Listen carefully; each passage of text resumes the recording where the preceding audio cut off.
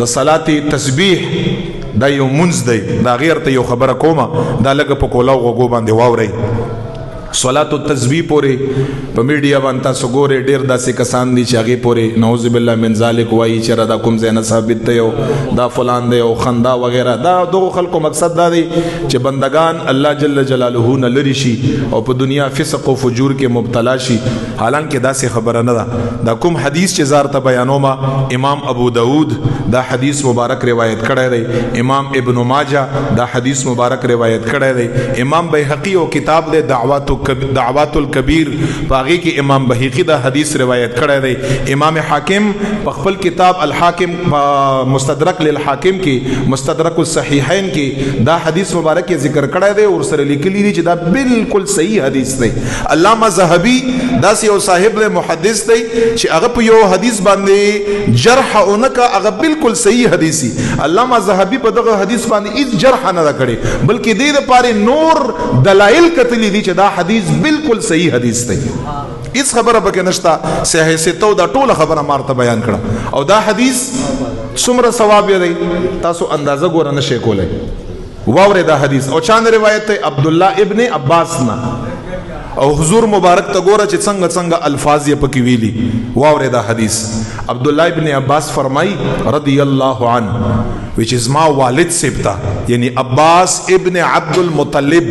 د حضور علیہ السلام گران تر محبوب تر صحابی رسول رضی اللہ عنہ which is ما پلارتی ہوئی گورا څنګه ځان ته متوجه کړي هغه الفاظ ته ګورئ چې نبی علیہ السلام ورته فرمایل ایز ما محترم تر یو لفظ دا دی حدیث کې ایز ما محبوب تر زما خو خطر ما تا ډیر نږدې تر یا عمي دا الفاظ په حدیث کې دي یعنی ما تا ډیر محترم تر داسې شی درته نه خایمه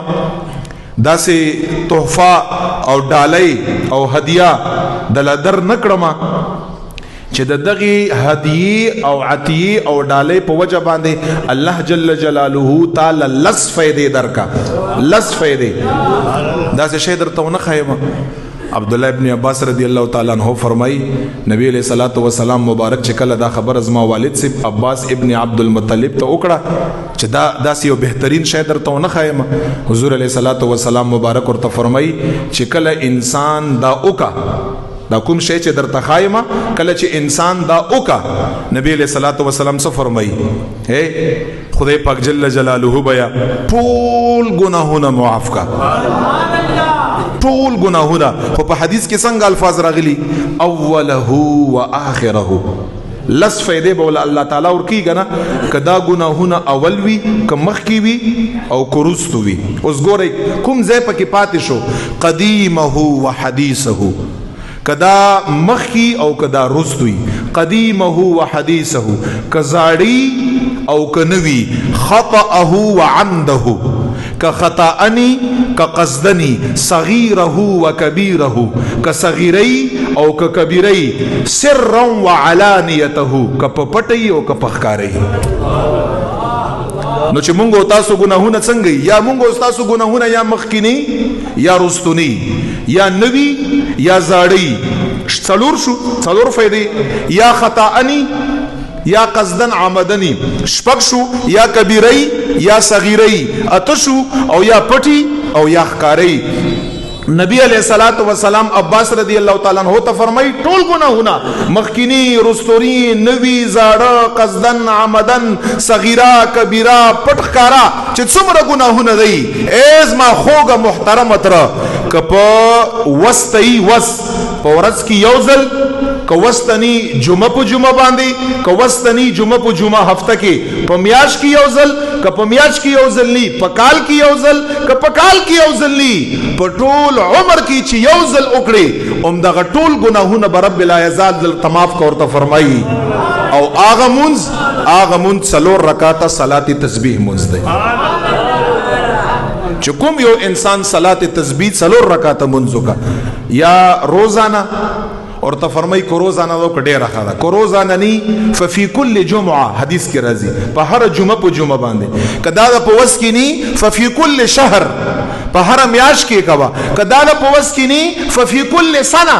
په ټول کال کې یو ځل وکړه کدا د پوس کې نی ففي عمرک کله په ټول عمر کې یو ځل وکړه څلور رکعاته صلات تسبیح تاسو لې طریقه درځي 300 کرته پاغي کې سبحان الله والحمد لله ولا اله الا الله والله اکبر دغه کلمات پکې 300 کرته پوره کیږي حضور مبارک ورته فرمای اول نو وخت اخر پورې نوی زاړه ټول ګناهونه رب لا یزال دغه انسان ته معاف کړ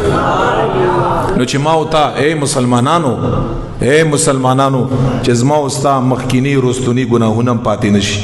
نوی زاړه ګناهونه مم پاتې نشي خطا او عمدن ګناهونه مم پاتې نشي صغیره او کبیره ګناهونه مم پاتې نشي پټ او ښکارا ګناهونه مم پاتې نشي نظمونږ استاد بیا په ګناهونو کې څه شی پاتې شو هیڅ هم پاتې نشو دا صرف په نفلی عبادت باندې په څلور رکعاته صلات تسبیح باندې دا زموږ ایمان دی او د دې نورم ډېر زیات فضیلتونه دي یو حدیث کې داسې راځي نبی علیہ السلام فرمایي چې څلور رکعاته دا صلات تسبیح وکړه مخ په ځمکه باندې چې څومره انسانیت مخ په ځمکه او په هغه انسانانو کې څومره خطاکار خلک دي ګناهګار خلک دي دا ټول خلکو ګناهونه چې راجمع کړي یو انسان په ځان لباندې د هغه ټول خلکو نم ګناهونه زیاتی نبی علیہ السلام فرمایي ټول انسانیت ګناهګار د ټول ګناهونه راجمع کړه چې څومره ګناهونه تر جوړيږي یو انسان په ځان لا دا ټول ګناهونه زیاتی او څلور رکعاته او ک نبی علیہ السلام فرمایي دا بم ټول ګناهونه الله معاف کړي په مثل د اسمان د ستوري ماپ بیکا په مثل د ذراتو د ریګي ماپ بیکا دا ټول احادیث صلات التسبیح په بابت کې راغلي په ټول عمر کې چې یو ځل وکړي نو مزه خو یم چې په ورځ کې آسان دی خو په ورځ کې نه کم از کم جمعه په جمعه باندې ما نن د جمعه ورځ نه موتای کړی شو او که په جمعه کې نه په میاش کې دا غینه آسان دی او که په میاش کې نه په کال کې دا غینه آسان دی او که په کال کې نه په ټول عمر کې یو ځل زم چې دا اچا د پانم دا ګران نه دی دا نفلی عبادت دی نفلی عبادت که په هر شکل کې دي تا کم مګورئ